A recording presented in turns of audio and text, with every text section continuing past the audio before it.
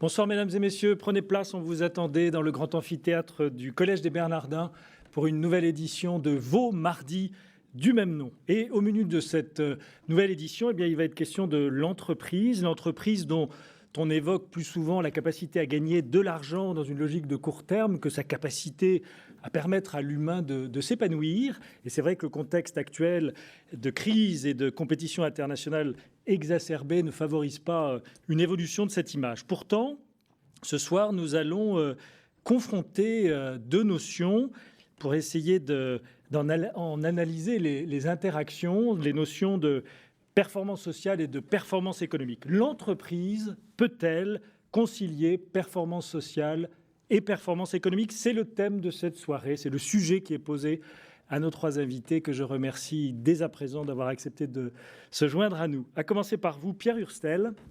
Alors Pierre Hurstel, vous avez un parcours qui vous a plongé dans autant la dimension financière que la dimension des ressources humaines. Donc vous êtes un homme complet. Vous avez fondé votre cabinet depuis un certain temps de conseil en management qui s'appelle Matière à réflexion. Et vous êtes l'auteur d'un livre dont le titre, je trouve, est très interpellant, L'entreprise réparatrice. À côté de vous, Patrick Dumoulin. Bonsoir. Patrick Dumoulin, bonsoir, vous êtes directeur général de l'Institut, je vais être obligé de parler en anglais, Great Place to Work. Absolument. Ce que vous traduisez par... Les entreprises où il fait bon travailler. Il fait bon travailler, ça fait beaucoup plus France profonde. Voilà, donc un institut, vous l'avez compris, dont la vocation est de travailler sur le bien vivre au travail, qui est un thème, je sais, qui vous a mobilisé depuis fort longtemps dans votre vie professionnelle. Absolument. Enfin, à ma droite, Bruno Mettling. Bruno Mettling, bonsoir. Vous avez un parcours qui vous a amené à être dans la fonction publique. Vous avez un temps été un haut fonctionnaire d'inspection des finances. Vous avez fait un passage par la banque. Un long passage par la banque. Et puis, vous êtes devenu le directeur général adjoint du groupe Orange, en charge des ressources humaines. Donc là aussi, évidemment, vous êtes tout à fait désigné pour participer à ce débat et répondre aux questions que nous allons vous poser. Alors peut-être pour commencer, je pense qu'il serait bon, parce que téléspectateurs, la performance sociale, je ne suis pas sûr qu'ils soient très familiers avec ça. Alors est-ce que vous voulez bien, messieurs, pour commencer, nous dire qu'est-ce qu'on met derrière ce vocable? Qu'est-ce qu'il faut entendre? Comment on la mesure? Alors vous allez nous apporter des éléments de réponse, mais plus globalement, qu'est-ce que la performance sociale, Pierre Hurstel? Alors, moi, je dirais que la performance sociale, c'est ce petit plus que, pour le moment, moi, je ne sais pas mesurer, à la différence de mon voisin, qui fait que les hommes et les femmes d'une entreprise vont se réaliser tout en réalisant l'objectif collectif. Donc, je dis bien que je ne sais pas le mesurer et que je me méfie beaucoup de ce qui est purement quantifiable. En cette matière, il y a des énigmes. Au fond, on ne sait pas très bien quelquefois pourquoi le climat part dans un sens ou dans un autre. Alors après coup, on peut l'analyser, on va faire de l'analyse en disant il était évident que, mais dans d'autres cas, ça marche. L'entreprise fait sa glu humaine, sa glu sociale et fait développer les gens. Petit plus, c'est un peu minorant, un peu péjoratif, c'est volontaire? Non, je dis petit plus pour le signaler comme non quantifiable. D'accord. Bruno Mettling, est-ce qu'on mesure une performance sociale chez Orange? Est-ce que ça fait partie de votre vocable? Est-ce que, en tant que DRH, vous produisez des éléments de mesure? En tout cas, l'entreprise à laquelle j'appartiens a mesuré ce que peut être les conséquences d'une contre-performance sociale. Je ne sais pas si la performance sociale se mesure, mais on peut dire à Orange France Télécom ce que peut représenter une crise sociale très grave et comment on reconstruit une dynamique qui remet un petit peu l'humain au cœur, j'allais dire, des grands process de l'entreprise. Et sans prétendre, j'allais dire, la quantifier de manière précise, ce qui est clair, c'est que la logique de la construction d'une entreprise, a fortiori comme Orange, avec son histoire très très forte, la logique de construction d'une entreprise qui fait l'impasse sur l'humain, peut être uniquement centrée sur des visions, j'allais dire, économiques à court terme. Là, pour le coup, on peut en mesurer les conséquences très graves. Donc, sans faux semblant, sans tabou, vous mettez sur la table, évidemment, c'est peut-être devenu une évidence, mais vu les fonctions que vous occupez aujourd'hui, c'est pas si évident que ça, le fait qu'en 2009... On a une crise sociale très grave. Une crise sociale très grave. Qui traduit un modèle qui a dérivé, notamment quant à la place de l'humain dans le processus de l'entreprise. Et c'est vrai que depuis, on s'attache avec beaucoup d'humilité et de difficulté à reconstruire une dynamique sociale dont on commence à avoir les premiers retours, mais qui précisément passe par cette obsession de concilier. C'est pour ça que le titre de votre conférence de ce soir parle aussi fort, j'allais dire, au DRH que je suis, la performance économique et la performance sociale. Ce qu'à mon avis, il faut éviter, c'est de dissocier les deux termes et voir comment on les conjugue de la manière la plus harmonieuse au quotidien. C'est ça l'enjeu d'un DRH d'une entreprise aujourd'hui. Alors, on va rester sur la mesure, bien sûr, avec vous, Patrick Dumoulin, parce que alors vous, c'est la mission même de votre structure, celle que vous dirigez au moins pour la France, c'est de mesurer cette... Alors, est-ce véritablement que la performance sociale? Est-ce que c'est pas plus large, cette qualité de travail dans l'entreprise? Ce que je voudrais dire, j'abonde dans le sens de mon voisin, dans le sens que social et économique pour nous, pour moi et pour l'Institut Great Place to Work sont étroitement liés. Ça, c'est un premier préambule. La deuxième chose, il est vrai que mesurer la performance sociale, ça peut sembler compliqué, donc c'est pas notre mission. Nous, on va évaluer le bien-être au travail. Et nous sommes aujourd'hui, puisque nous sommes dans 49 pays, nous sommes un expert de référence dans la mesure du bien-être au travail. Et quand on mesure le bien-être au travail, nous sommes des gens très pragmatiques, puisque ça fait 20 ans que nous existons. Et en fait, on mesure 3 choses. Et la première, c'est est-ce que les salariés, au fond, ont confiance dans leur encadrement. Donc cette notion de confiance, dans le modèle Great Place to Work, elle est essentielle. La deuxième chose, ça va être la fierté. Donc, ça va être lié au sens de mon travail. La fierté, est-ce que je suis fier de mon travail? Est-ce que mon travail a du sens pour moi? Mais est-ce que je suis fier aussi de mon entreprise? Est-ce que je vais en être un premier ambassadeur? Et la troisième chose, c'est la convivialité. Alors, la convivialité, ça ne veut pas dire qu'on va tous partir en vacances ensemble ou qu'on va faire des barbecues ensemble tous les samedis, encore que certaines entreprises le font très bien. La convivialité, c'est cette capacité à pouvoir être soi-même dans l'entreprise et avoir une vraie notion de solidarité qui font que chacun va tirer dans le même sens et qu'on va avoir au final une entreprise où les gens vont être unis dans un souci aussi de performance économique. Alors c'est pour ça que social et économique sont étroitement liés en ce qui me concerne, parce que dans certains exemples que je donnerai ce soir, je pourrais parler d'entreprises qui ont des performances économiques remarquables. Alors, il y a un constat qu'on fait quand on se penche sur votre classement, c'est que les entreprises françaises, ils sont fort rares, pour pas dire plus. Qu'est-ce qui se passe de ce côté-là? On n'est vraiment pas bien dans les entreprises françaises? On n'y est pas heureux? Alors, cette question, je me doutais que vous alliez me la poser. Donc, vous pensez bien que j'ai préparé ma réponse. Votre réponse. Bon. C'est parfait. Donc, nous publions tous les ans, effectivement, un palmarès des entreprises où il fait bon travailler. Cette année, il y en a 49. Donc, je vais précéder une question que la salle aurait pu me poser. Pourquoi il y en a 49 et pas 50? Il y en a 49 parce que c'est un peu comme au golf. Il faut avoir passé le cut, il faut avoir un certain niveau. Il n'y en avait que 49. Donc, on a regardé, on n'a pas trouvé 50. Sur les 49, nous avons 47% d'entreprises françaises, donc la moitié moins une.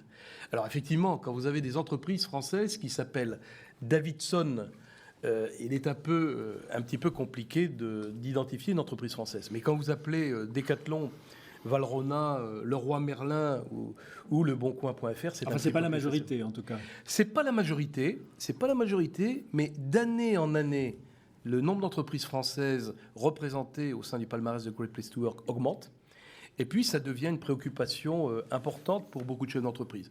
Donc, je serais prêt à prendre les paris, peut-être pas avec tout le monde, hein, mais je serais bien prêt à prendre les paris que l'année prochaine ou dans 2 ans, nous aurons une majorité d'entreprises françaises. Alors, l'autre question à laquelle vous êtes aussi sûrement bien préparé, c'est de savoir si ces entreprises qui méritent d'être dans votre classement ont des résultats particulièrement élogieux.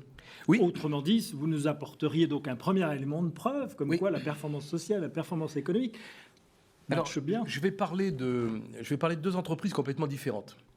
La première, c'est une entreprise que tout le monde connaît, bien sûr, c'est PepsiCo France. Donc PepsiCo sont sur le marché des produits de grande consommation, en particulier liquides, snacks, etc. Ce marché a évolué de 8% sur les 3 dernières années. Pendant la même période, la croissance de PepsiCo a été de 23%. Et quand on pose la question à Armando Amselem, le directeur général de PepsiCo, comment expliquez-vous cette performance? Il dit, j'explique cette performance parce que j'ai des produits extraordinaires, mais j'ai surtout une équipe fantastique et une équipe qui est tellement impliquée que ça a une influence directe sur les performances économiques. La deuxième entreprise, il y a peu de chances que vous la connaissiez, c'est un cabinet conseil français créé en 2007 qui s'appelle Extia. Et il a été créé par 2 jeunes ingénieurs, 2 copains en plus, qui venaient de chez Alten. Et ils sont spécialisés en particulier dans les télécoms. Et en 2007, ils étaient 2. Et en 2013, ils viennent de passer la barre des 500 salariés. Donc, comment pensez-vous que vous puissiez avoir une croissance aussi exponentielle en nombre d'emplois créés sans avoir une performance sociale de premier plan, ce qui est leur cas? Bruno Mettling, est-ce que le bien-vivre chez Orange est en vue? Est-ce que c'est une notion à laquelle vous êtes attentif? Ou est-ce que vous n'êtes pas encore là du fait de tout ce qu'il a fallu mettre comme réforme en place? Si, en tout cas, on mesure très clairement l'évolution du bien-être au travail. Moi, je suis assez d'accord avec cette approche qui consiste à dire il faut qu'à travers ce qui fait le cadre de travail de nos salariés, qui est connu, qui est l'organisation de travail, la relation management, la perspective, la visibilité des parcours professionnels, la perception de l'équité des rémunérations, bref, tous ces éléments qui font la vie du salarié au travail se mesurent et s'apprécient dans leur évolution. Donc nous, un des éléments importants de la réforme qu'a initiée Stéphane Richard et son équipe, elle a consisté très vite à mesurer l'évolution tous les 6 mois de la perception des salariés au travail. Et c'est vrai que ce baromètre nous renvoie aujourd'hui et nous autorise, y compris dans le dialogue avec les partenaires sociaux, à parler d'une entreprise apaisée. L'autre élément, je l'ai dit, vous l'avez cité d'ailleurs dans les éléments, c'est la fierté d'appartenance. Cette entreprise a retrouvé des niveaux de fierté d'appartenance très élevés qui renvoient, j'allais dire, à son histoire. Et je me permets d'ajouter qu'elle n'aurait jamais dû cesser d'avoir. Et donc par rapport à cette évolution-là, c'est vrai qu'il y a un cheminement. C'est vrai qu'on est toujours, comment dirais-je, très prudent par rapport à l'ampleur de la crise et plein d'humilité. Et c'est vrai qu'aujourd'hui, je veux dire 2 convictions très fortes, c'est qu'une décision importante a été d'intégrer la performance sociale mesurée à travers ces éléments, c'est la perception par les salariés de la qualité de vie au travail dans la rémunération des principaux managers du groupe. C'est quelque chose d'extrêmement concret, mais qui montre que quand on parle de performance, il y a la performance économique, il y a la satisfaction des clients, et nous avons intégré dans toutes les parts variables, comme élément à part entière de la performance et de sa mesure, pour les top dirigeants du groupe, cet élément de performance sociale. Et ce qui est très intéressant, c'est qu'on a commencé en France, suite à la crise sociale, pour bien montrer que pour nous, c'est un élément non discutable de la performance de l'entreprise, la recherche de cet équilibre et de ce bien-être au travail dans la performance économique, je le reprends. Mais ce qui est très intéressant, c'est que sans problème aucun et sans vrai débat, on l'a étendu à l'ensemble des dirigeants du groupe dans le monde. Je rappelle que France Télécom a 100 000 collaborateurs en France. Il en a 70 000 dans l'ensemble des pays du monde. Pour lesquels la situation est très différente. Pour lesquels la situation est très différente, était apaisée, n'appelait pas de situation particulière, de tension particulière. Mais il n'empêche que l'extension a été extrêmement comprise et partagée, encore une fois, dans l'ensemble des pays. Donc on voit bien que sans prétendre qu'il existe un indicateur, et là je vous rejoins, qui serait absolu et non contestable de la performance sociale, se donner en tant qu'entrepreneur, fût dans une très grande entreprise, l'obligation de mesurer la perception par les collaborateurs de la qualité de vie au travail dans un chemin de progrès, plein d'espérance et d'humilité, j'insiste fortement là-dessus, plein d'espérance et d'humilité, fait partie, à mon avis, des conditions, j'allais dire, d'équilibre, et y compris de performance économique mesurée dans le long terme. Est-ce que vous n'avez pas cristallisé chez Orange l'une des grandes difficultés françaises, qui est de pouvoir concilier ce qu'était le statut ancien de France Télécom, c'est-à-dire cette protection de la puissance publique, et puis la réalité du monde et de sa compétition? Est-ce que, au fond, cette crise sociale, elle se résumait essentiellement à ça, et de ce point de vue, elle est derrière vous parce que les statuts se sont privatisés à peu près pour tout le monde? Non. Et si je peux me permettre de le faire avec beaucoup... Je récuse cette vision de France Télécom qui aurait été du fait de la part, comment dirais-je, d'un ensemble de personnes issues de la fonction publique, confrontées à des évolutions importantes. Ces personnes-là auraient été réticentes. Non seulement j'en viens et j'assume cette histoire qui est pleine de sens et de richesse, mais très clairement, tous les diagnostics que nous avons faits sur la crise et qui maintenant sont quand même assez approfondis, montre qu'en aucun cas l'appartenance à la fonction publique ou à l'appartenance au secteur privé, je rappelle qu'on a 40 000 salariés de droit privé, 60 000 fonctionnaires en France Télécom. En aucun cas, il ne peut être fait une lecture de la crise et de ses difficultés qui antagonisent, j'allais dire, la collectivité professionnelle. La réalité de la crise France Télécom, c'est 2-3 éléments qu'on peut partager maintenant. C'est une crise du sens. Cette entreprise avait besoin, de par son histoire sans doute, d'une vision, d'une ambition, j'allais dire, par rapport à laquelle les logiques et les visions stratégiques qui n'existaient insuffisamment, on va dire pudiquement, n'étaient plus là. L'entreprise produit du sens. La crise de la vision, très clairement. Et un des premiers éléments de la réponse de l'équipe a été à travers un projet stratégique dit Conquête 2015 de redonner aux hommes et aux femmes de l'entreprise une vision de leur métier, de leur savoir-faire autour des réseaux, de la place de l'homme dans l'entreprise, différente de celle qu'ils avaient le sentiment d'avoir traversé la période précédente. C'est une crise de l'organisation, c'est-à-dire une entreprise cloisonnée, insuffisamment humanisée, très centralisée, qui ne correspond plus aux nouveaux défis stratégiques que les salariés ressentent dans la relation avec le client, qui a été pertinente à une époque où il fallait équiper la France en Internet et en mobile, qui ne l'était plus dès lors qu'il s'agissait d'approfondir en proximité la relation client, et puis ça fait une crise de la fonction RH, à supprimer toutes les fonctions de ressources humaines en proximité. On n'a plus ce gardien du temps long que sont les ressources humaines dans l'entreprise. On renvoie à un dialogue, encore une fois, dans une entreprise très précisé, entre le manager et le salarié, lequel manager n'a pas de marge de manœuvre. Et vous avez les principaux éléments de la crise de France Télécom. Pierre Hurstel, quelle est votre vision? Est-ce qu'aujourd'hui, vous diriez que la performance économique converge avec la performance sociale? Est-ce que c'est ça à quoi vous assistez aujourd'hui? Je dirais résolument non. Je n'assiste pas à une convergence. Sans nuance. Oui, c'est un non massif. Oui, il faut bien essayer d'animer un peu le débat, parce que sinon... mais je n'ai pas beaucoup à forcer le trait. Je pense qu'il y a eu différentes époques dans l'économie. On a eu des moments où on ne voulait pas du tout faire converger le social et l'économique. Moi, je me rappelle quand j'étais un jeune DRH, j'ai fait mon premier débriefing d'analyse de satisfaction des salariés, et je me rappelle très bien d'un groupe de patrons qui me disaient écoutez, on va vous écouter, mais pour nous, une bonne gestion, c'est quand les salariés ne sont pas heureux, parce que s'ils sont heureux, ça veut dire qu'on leur a trop donné. Bon, c'était les années 80, ça n'existe plus, mais enfin, il y a eu une époque où on assumait la divergence. Il faut les frustrer. Il faut les frustrer, sinon ça veut dire qu'on a trop dépensé pour eux. Bon, ça, c'était la divergence assumée, si vous voulez. Après, on a eu une période de convergence. On a essayé de converger dans les années plus faciles que celles que nous connaissons. Et il me semble qu'aujourd'hui, je qualifierais la période actuelle de divergence subie entre la performance économique et la performance sociale. Je m'explique. Dans les grandes entreprises, je crois que tout ce qui vient d'être dit est à souligner. Il faut vraiment continuer ces efforts-là. Mais si vous regardez, au fond, toutes ces entreprises qui n'ont pas de DRH, celles qui n'ont pas envie de concourir pour Great Place to Work, qu'est-ce qui se passe?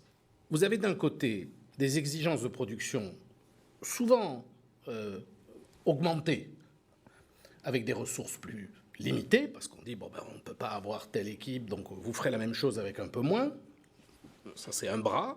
Et puis l'autre bras, c'est des gens plus formés peut-être, qui exercent un discernement plus fort parce qu'ils sont informés plus vite. On ne va pas refaire ici ce qui est dit à tous les débats sur l'impact d'Internet, mais enfin quand même, vous avez le patron des RH qui parle et vous avez la personne qui en même temps tweet, à analyser ce qui était faux éventuellement dans ce qui vient d'être dit dans le débat, en même temps qu'ils écoutent le dirigeant. Et ce qui fait que vous avez, pour résumer, une exigence économique que je trouve renforcée dans ces temps. On verra si c'est des temps de crise ou des temps d'une nouvelle ère. Et en même temps, un besoin de celui qui est, ou de celle qui est dans l'atelier, dans le bureau, dans une équipe, de plus d'autonomie, de plus de liberté, de plus de bien-être qu'on ne lui accorde pas. Donc moi, je dirais qu'on est dans une période de divergence subie. Donc, à contrario, vous semblez dire que si on tenait plus compte de la dimension sociale et humaine dans l'entreprise, il y a un réservoir pour relancer l'économie? Oui, ça je crois. Et quelles en sont les conditions? Ouvrez-nous des pistes. Ah oui, alors oui, ça, si on commence, alors on y va. On y va tout de suite. Alors quelques. Moi, je propose déjà qu'on supprime la bureaucratie. Ah, en France, il va y avoir... Oui, non, mais pas que au niveau de l'État. Je parlerai, moi, des entreprises privées que je connais. Je pense que chaque personne qui travaille, il y en a peut-être dans cette salle qui ont réagi à ce que je disais, j'ai l'impression, parce que le niveau du poids bureaucratique sur les tâches dans une organisation moderne, dans la compétition, est inimaginable. Bon. Et puis, deuxième chose, je dirais le niveau d'entraide entre les personnes. Ce niveau d'entraide a quasiment disparu. Chacun pour soi. Et je jette la pierre à personne parce que, au fond, moi aussi, j'étais dans des organisations où j'ai dû me battre pour... Simplement, voilà, il manque, pour que cette performance sociale se réinitialise, il manque quelque chose dans le temps à donner à l'autre. C'est beau. Alors, Patrick Dumoulin, ça vous fait réagir, ces manques? Est-ce qu'effectivement, ces questions de bureaucratie sont absentes de la réalité des entreprises que vous avez dans votre classement? Est-ce qu'elles sont plus solidaires? Je voudrais quand même dire une chose. Dans les entreprises où il fait bon travailler, tout n'est pas parfait. On n'est pas dans un monde économique ou social idyllique où tout se passe bien partout. En ce qui concerne la bureaucratie, il y a une évolution, je partage ce point de vue, il y a une évolution au cours de ces dernières années. Par exemple, vous avez beaucoup de cadres qui avaient eu l'habitude d'avoir une assistante. Donc l'assistante faisait plein de choses, et puis parfois elle réservait même l'hôtel pour le week-end, elle s'occupait des vacances, la feuille de sécu, etc. Il fallait l'occuper. Il y avait des gens qui arrivaient bien à l'occuper. Et puis aujourd'hui, par exemple, avec la multiplication de nouveaux outils, la vitesse de l'information, Ça fait que nous sommes connectés en temps réel et en permanence avec notre smartphone, avec notre ordinateur portable. Il arrive une masse d'informations qui est telle qu'on ressent un poids bureaucratique, et beaucoup de salariés et beaucoup d'entreprises avec lesquelles je travaille le disent, on ressent un poids bureaucratique important lié à cette évolution extrêmement forte des moyens de communication d'aujourd'hui. Et aujourd'hui, par exemple, dans bon nombre d'entreprises, j'ai cité PepsiCo, mais j'aurais pu en citer d'autres, elles réfléchissent à des journées sans email. Et quand il y a une journée sans email, et en particulier chez les Américains, je vois quelqu'un au premier rang qui opine du chef, donc je pense que vous êtes d'accord avec moi, et dans cette perspective, c'est très simple. Apprenez à vous lever. Supprimez les emails de bureau à bureau. Allez dire à votre voisin, allez lui parler. La deuxième chose, quand on parle aussi de cette perte de solidarité, on a beaucoup d'entreprises où les gens ne se parlent pas assez. Alors, on s'envoie des tweets, des mails, des tas de choses, mais on ne se parle plus physiquement. Donc ça a un impact certain parce qu'en termes de solidarité, on va être concentré sur son cercle très proche, mais pas plus loin que son équipe. Et au niveau de l'entreprise, complètement, la notion de solidarité va avoir disparu. Nous, on mesure plutôt l'inverse dans les entreprises où il fait bon travailler, mais nous avons aussi une partie émergée de l'iceberg, c'est-à-dire qu'on parle, je peux parler tout à loisir des entreprises que nous mettons en avant, mais je ne vous citerai pas les noms de celles avec qui nous travaillons et qui ne sont pas au palmarès de Great Place to Work, et si je vous les disais, vous seriez complètement surpris en disant « mais eux, ou j'aurais pensé qu'eux ». Donc ça sont des points importants, bureaucratie, et puis il y a un dernier point qui m'est très cher, mais très cher aussi à beaucoup d'entreprises, c'est le rôle du manager de proximité.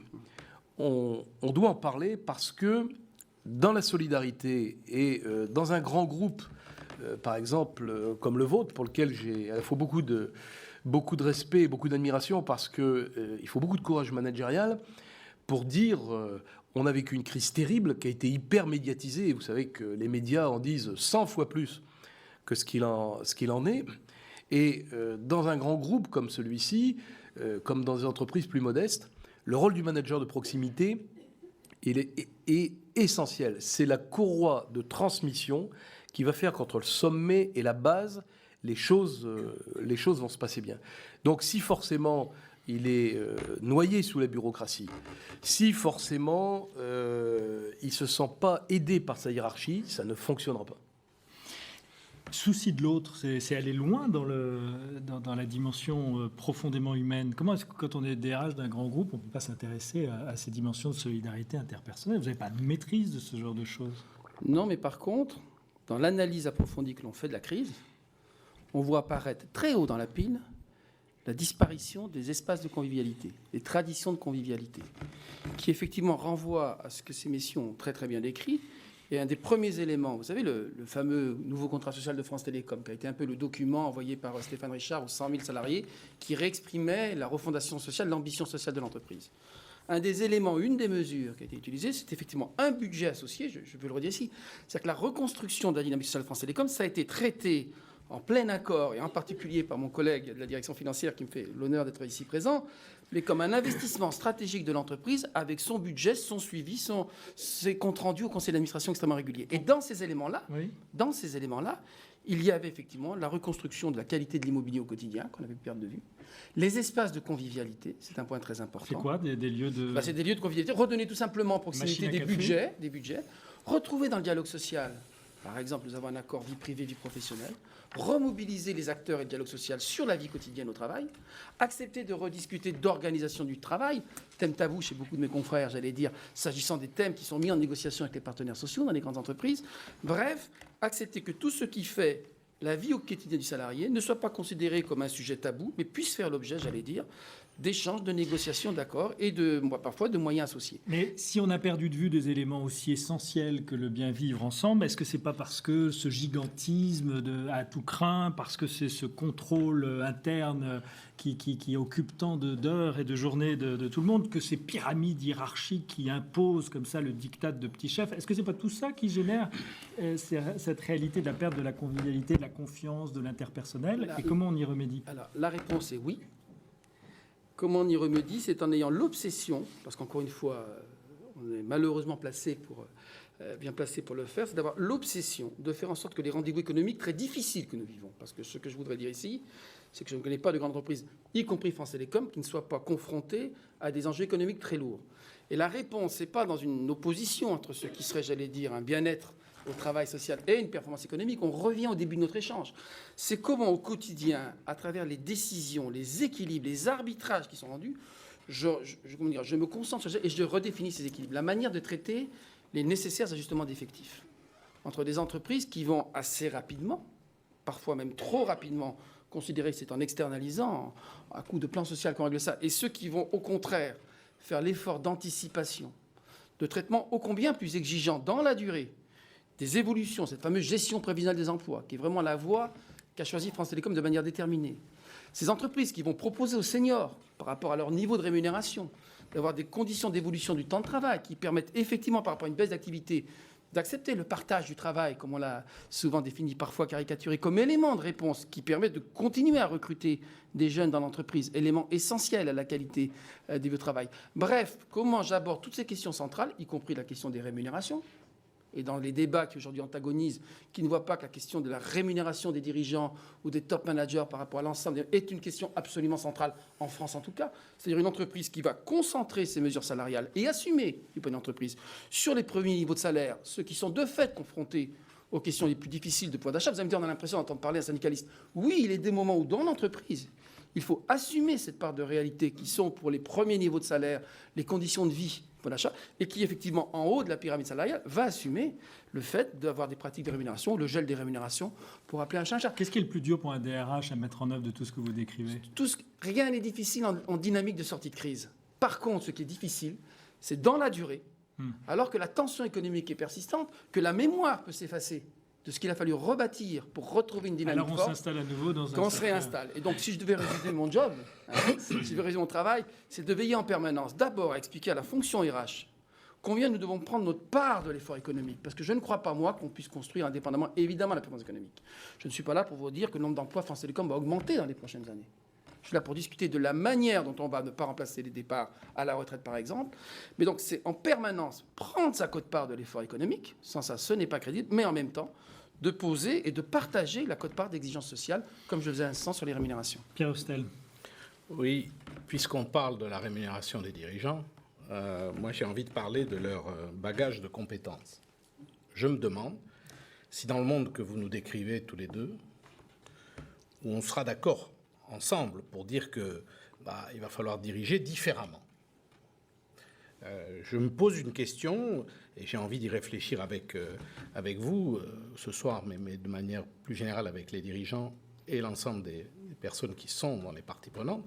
Est-ce que nos dirigeants d'équipes, d'ateliers, de business units sont équipés des compétences qui vont permettre de relever tous les défis que vous venez d'indiquer? Ah oui, c'est une bonne question, ça. Sont-ils formés pour ça, Patrick Dumoulin? Il serait prétentieux de ma part de porter un jugement de valeur sur l'ensemble des dirigeants. Ceci dit, vous touchez du doigt un élément essentiel aujourd'hui, c'est que, au fur et à mesure qu'on s'élève dans la hiérarchie, la part qui va être consacrée à la formation et à l'anticipation de l'évolution du salarié est extrêmement importante. Alors oui, vous avez des entreprises, je pourrais citer par exemple Microsoft. Microsoft a une stratégie qui fait que 2 ans avant de prendre un poste à responsabilité, il y a une identification du salarié qui va être accompagnée. Dans la high-tech, aujourd'hui, par exemple, on a multiplié les mentors qui vont permettre à des jeunes pousses de pouvoir croître tout à fait normalement et d'être accompagnés pour prendre des responsabilités. La première chose que je dirais, c'est ne grillons pas les étapes. On identifie des hauts potentiels à 25 ans parce qu'ils ont fait une brillante école, une grande école de commerce française où, soyons honnêtes, puisqu'on parle sans langue de bois, ils le doivent autant à leur propre talent qu'aux finances de leur papa et de leur maman. Et donc, pour ces jeunes filles et ces jeunes gens, même s'ils ont été bien encadrés, etc., compliqué de parier à 25 ans, à 40 ou à 50 ans, ils feront des grands dirigeants.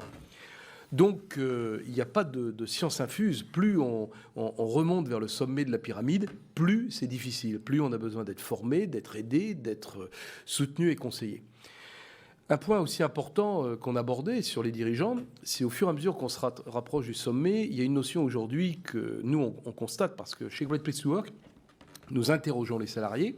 Donc ça, c'est une partie de l'évaluation des entreprises. Et la deuxième chose, nous évaluons en profondeur les pratiques managériales. Et par exemple, dans les choses qui remontent aujourd'hui des salariés de façon très importante, c'est l'exemplarité des dirigeants. Donc, gérer l'entreprise de façon honnête et en respectant des règles éthiques. Oui, aujourd'hui, certains salaires de dirigeants choquent les salariés. Quand vous êtes en bas de la pyramide et que vous découvrez dans le journal des rémunérations que je qualifierais presque de footballistiques, oui, ça choque les salariés. Et à un moment où vous êtes sous tension économique, parce qu'il n'y a aucune entreprise qui, dans le monde dans lequel on vit aujourd'hui, peut envisager sereinement les 3 prochaines années en disant mon marché, peut-être, sauf peut-être les entreprises qui font du stockage de données numériques, puisqu'elles ont une croissance de 60% par an. Mais elles ont besoin d'avoir des dirigeants qui soient des gens exemplaires. Et aujourd'hui, c'est devenu une préoccupation importante aussi pour les salariés. Il y a un enjeu de confiance, au fond, là, qui est derrière, au-delà de l'exemplarité. Bien sûr. On a besoin d'avoir confiance dans ces dirigeants. Bien sûr, si vous ne l'aviez pas dit, je l'aurais dit, mais c'est l'essentiel.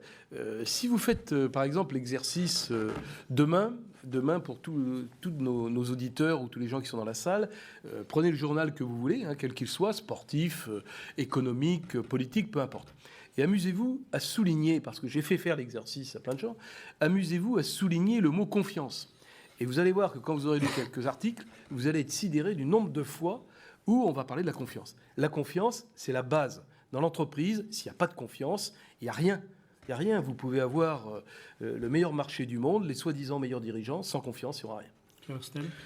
Oui, je voudrais rebondir sur ce que j'ai entendu tout à l'heure, sur le nom d'une des entreprises qui est primée cette année. Moi, je voudrais rappeler du travail qu'a fait Pepsi Cola dans le monde entier pendant des années pour apprendre à tous ses dirigeants à intégrer les différences. Le travail de Pepsi Cola a été long, très long. Intégrer les différences. Je m'explique. Oui. Vous avez 2 manières avec les différences dans les groupes internationaux. Vous avez une manière qui est de dire, tous les dirigeants doivent connaître quelle est la date de la fête des Inuits. Et quand vous croisez un Inuit, vous lui dites bonne fête. Il n'y en a pas dans toutes les entreprises. Oui, mais ça tombe bien. Alors vous France, trouvez. pas trop. Oui, mais bon. Et puis vous avez une autre manière qui est de dire, ça veut dire quoi? D'être suffisamment agile pour comprendre la langue de l'autre, qui peut être la langue avec les mêmes, si vous voulez parler le même langage, mais pas avec les mêmes cadres de référence. Et Pepsi Cola fait un travail de long cours pour développer une compétence, moi, que j'adore, qui s'appelle l'agilité culturelle.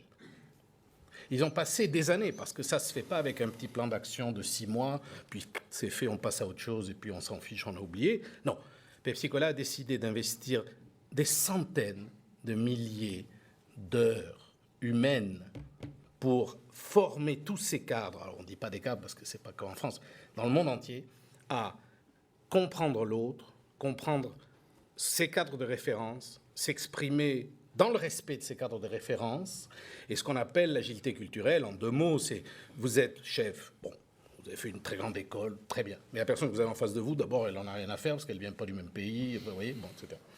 Comment vous faites pour dialoguer réellement et faire ce qu'on appelle une 3e culture entre la sienne, la vôtre, et celle où on se parle enfin? Eh bien voilà, Pepsi Cola, c'est des années d'investissement sans jamais dévier et sans jamais désinvestir. C'est un peu Alice au Pays des Merveilles, quand même, ce que vous décrivez. Je ne sais pas, parce que la différence, c'est que Pepsi Cola, ça existe. Moi, je voudrais revenir sur le système du management, parce que vous avez raison de dire. Performance économique et performance sociale, c'est vrai que c'est une politique et des choix d'entreprise, elle a lieu ou pas, mais la réalité du quotidien, c'est bien à travers le manager, notamment le manager de proximité, qui est tous les matins celui qui incarne l'entreprise, vu des salariés, qu'elle se joue, cette performance économique. Et c'est souvent vers ces niveaux-là que se concentre l'attention entre l'attente de la performance économique, est-ce qu'elle peut être porteuse comme exigence, et puis, j'allais dire, la performance sociale, veiller à la qualité du travail. C'est donc l'accompagnement des managers, tout le monde en convient, l'élément clé de la réalité de la performance sociale au quotidien et de la performance économique. De ce point de vue, comment est-ce qu'on peut essayer de progresser? Je ne prétends pas du tout que c'est dans une entreprise comme la nôtre, je vous l'ai dit, 20 000 managers dans le monde, dont 12 000 en France, 170 000 salariés, dont 100 000 en France. On voit bien que c'est une équation qui ne se gère pas aisément, qui ne permet pas évidemment de décréter qu'on est un... Je crois qu'il y a 2-3 niveaux. Le premier niveau, c'est l'accompagnement des managers. À Orange, aujourd'hui, il n'y a plus de prise de responsabilité managériale pour quelqu'un qui sort d'une équipe, qui ne s'accompagne d'un accompagnement, j'allais dire, dans la durée de cette prise de fonction, avec en particulier, évidemment, les fondamentaux du management, l'autre, l'humain, dans le process, le respect, l'équité, le retour, etc. Donc tous ces éléments qui font le management quotidien. Un coaching. Un coaching, un accompagnement au quotidien, c'est un point très important. On ne lâche pas dans la nature des managers, j'allais dire, par rapport à la responsabilité qui est la leur.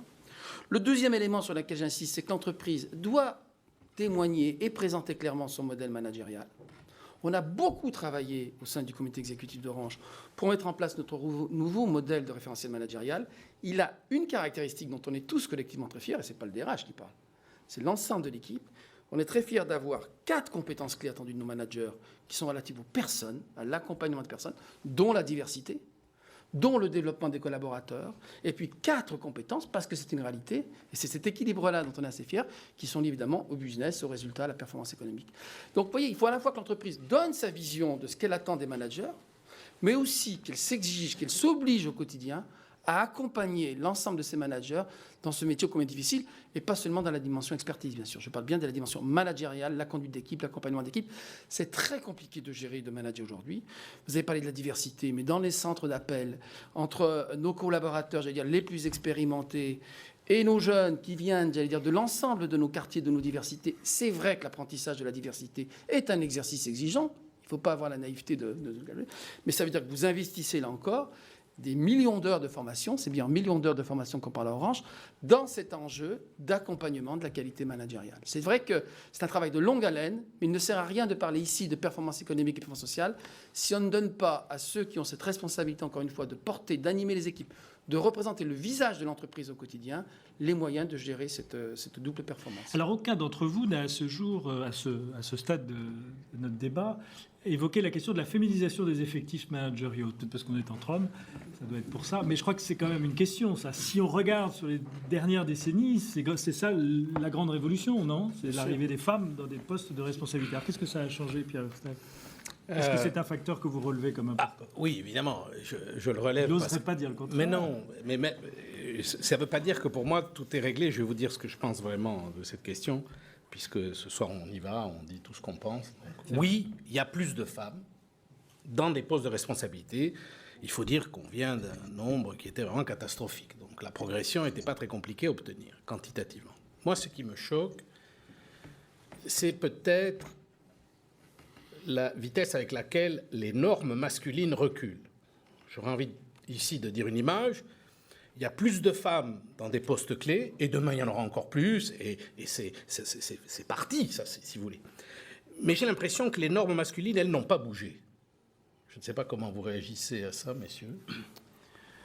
Je voudrais pas être rabat-joie, mais je crois que les femmes qui occupent aujourd'hui des fonctions importantes et méritées dans l'entreprise, si j'osais, je dirais, parce qu'elles le valent bien.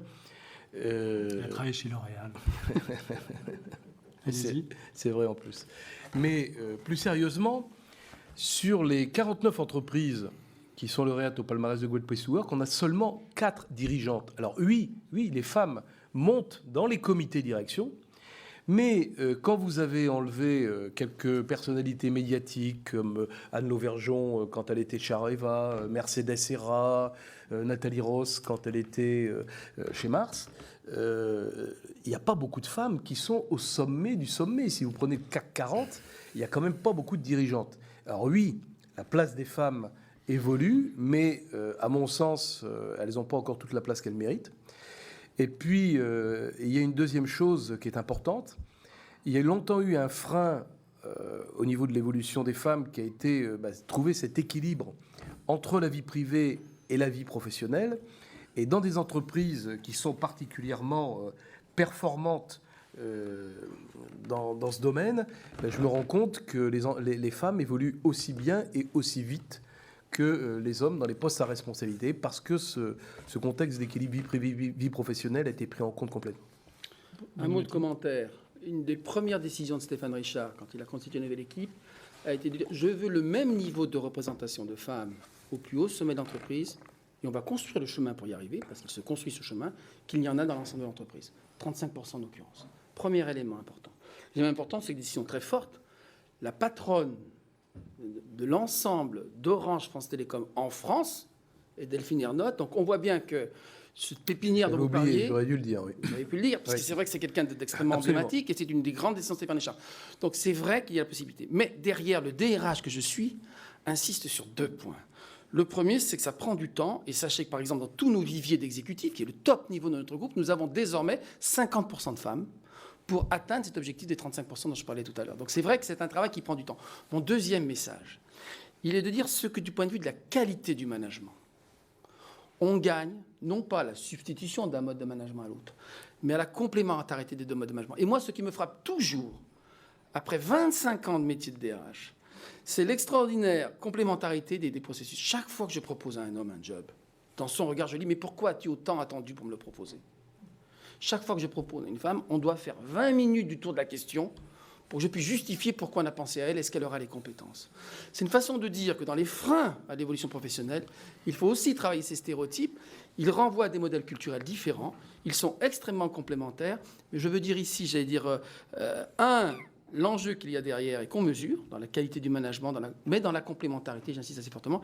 Et deuxième élément, c'est un travail dont il ne faut pas sous-estimer l'importance que de renverser, j'allais dire, ou de briser le plafond de verre, de renverser les logiques qui sont à l'œuvre pour atteindre des niveaux normaux de présence homme-femme.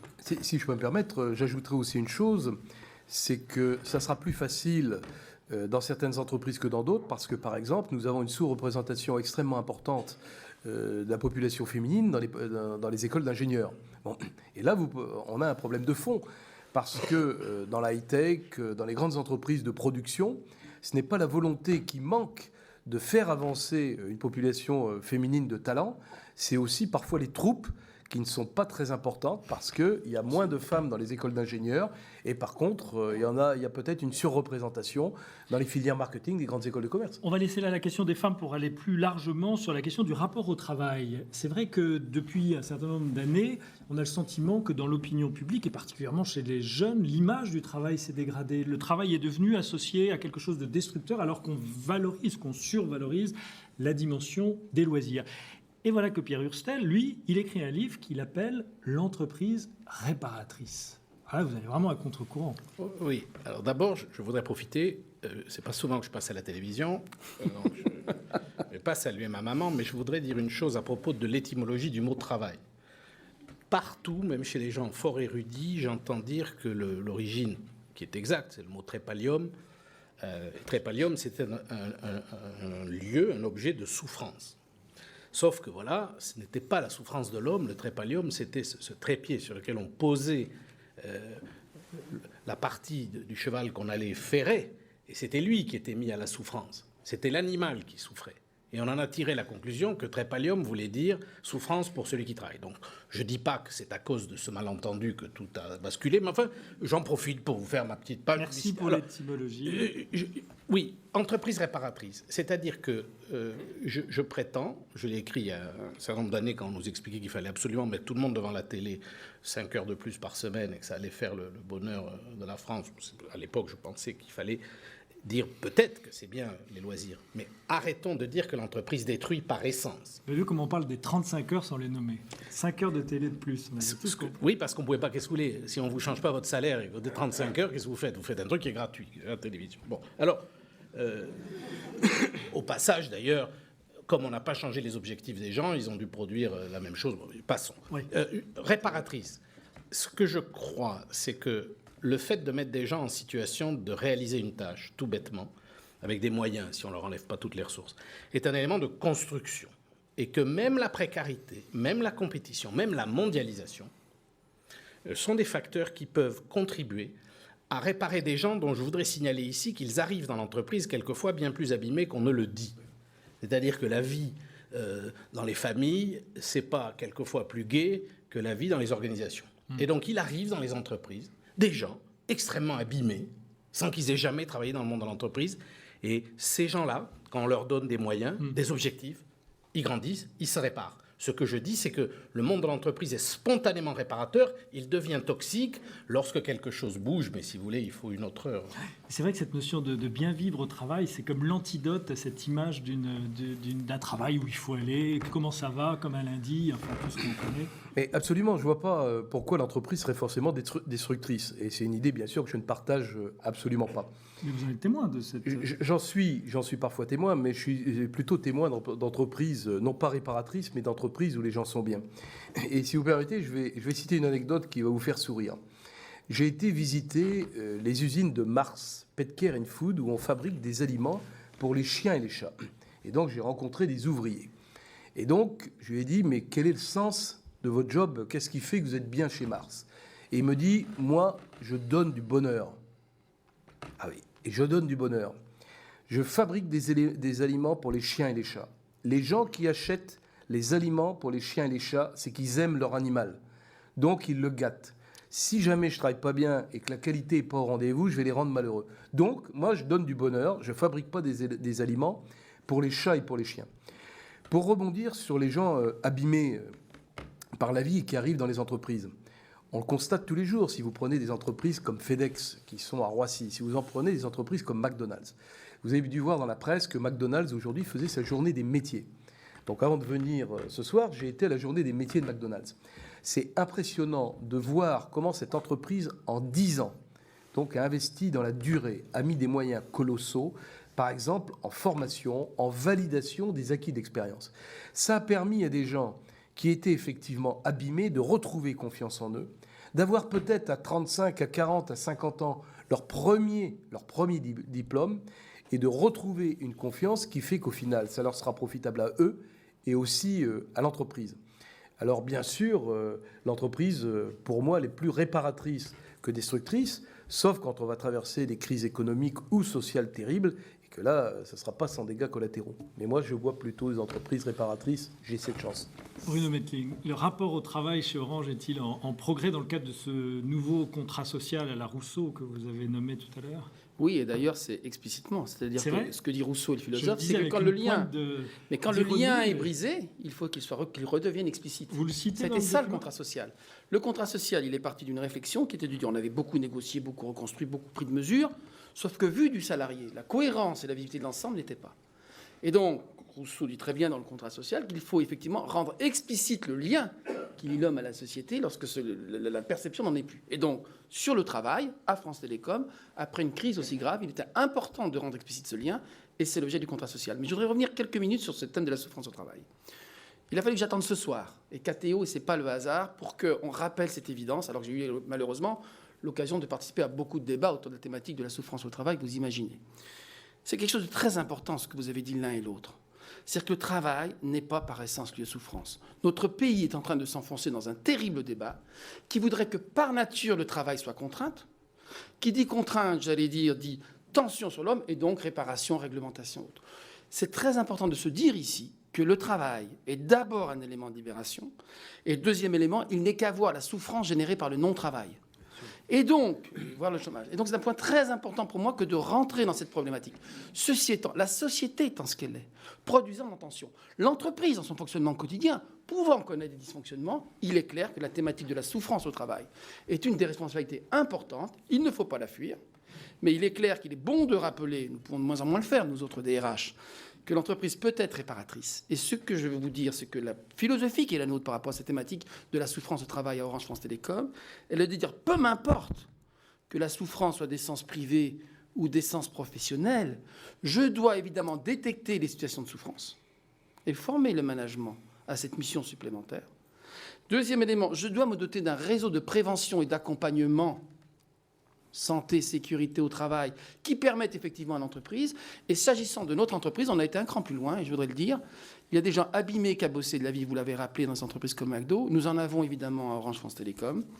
Et une de nos décisions a été de dire qu'il est des cas dont la complexité, l'historique, requiert un accompagnement qui n'est pas à la portée, j'allais dire, de nos organisations territoriales.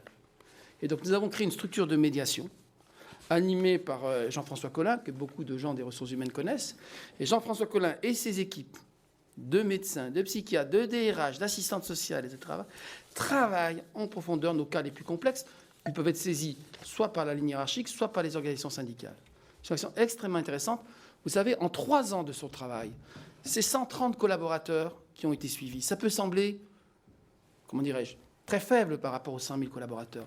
Mais ces 130 personnes, ces 104 situations individuelles extrêmement difficiles représentaient pour l'entreprise, pour les équipes, pour le management, une symbolique, une tension extrêmement importante. Donc oui, il faut que l'entreprise peut être le témoin de lieux de souffrance, qu'elle provienne de la vie privée, qu'elle provienne, j'allais dire, de l'entreprise et de son fonctionnement. Il nous revient comme mission d'accompagner, dans une certaine limite, je le dis aussi, cette logique réparatrice d'entreprise que moi, je partage vraiment très, très, très, très fortement. Pierre Herstel, vous avez de l'écho, là. Oui, ça fait plaisir, parce que si vous saviez qu'est-ce que je n'ai pas entendu avec ce titre, entreprise réparatrice. Non, je voudrais ici vous donner enfin une note d'espoir par rapport à ce qu'on appelle le syndrome français. En 1 minute. En 1 minute. Nous savons tous que quand on fait un sondage d'opinion sur la satisfaction des salariés, vous avez 100 pays, vous avez la France et les 99 autres, vous avez un biais de 10 points d'écart entre la satisfaction exprimée par les Français et tous les autres pays de votre groupe. Alors ici, je voudrais vous donner un scoop. Moi, je suis convaincu qu'il y a, en écoutant ce qu'on entend ce soir, une énorme capacité à combler ce gap de 10 points. Pourquoi ? Je pense que les Français ont une relation affective à leur travail, bien plus que les Anglais ou que d'autres. Eh bien, si nous savons servir avec des DRH de cette trempe et des mesures de cette qualité, cet élan émotionnel, ils surpasseront les autres pays. Merci beaucoup, messieurs, pour vos propos, vos échanges tout à fait passionnants. J'en profite pour remercier, je n'ai pas souvent l'habitude de le faire, ceux et celles qui ont préparé ce débat ici au collège, Frédéric Bardou, Isabelle de Chapelu, entre autres, l'équipe technique, vous ne voyez pas par définition, mais qui fait un super travail tous les mardis. À très bientôt, au revoir.